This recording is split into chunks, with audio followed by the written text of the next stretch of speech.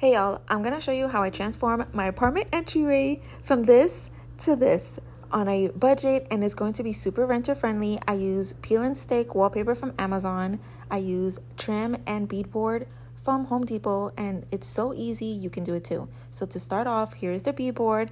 I attached command strips on the back. I only use 4 just to save money because command strips are a bit expensive.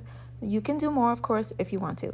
Now, all you want to do is just make sure that it lines up perfectly with the wall, and then you put as much pressure as you can for at least 10 to 30 seconds, and that's it for the beadboard.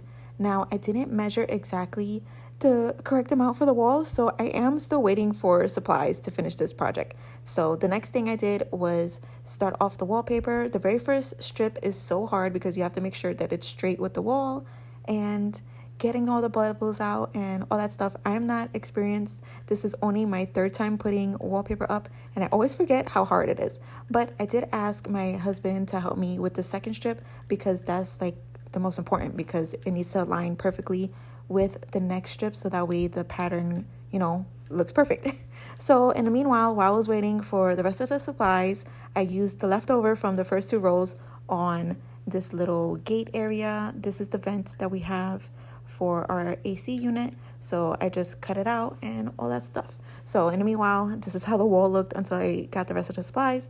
So while I was waiting for that, I ended up getting the trim and more beadboard. This is how the trim looked. It looks so nice. I painted it the color of the apartment that we already had.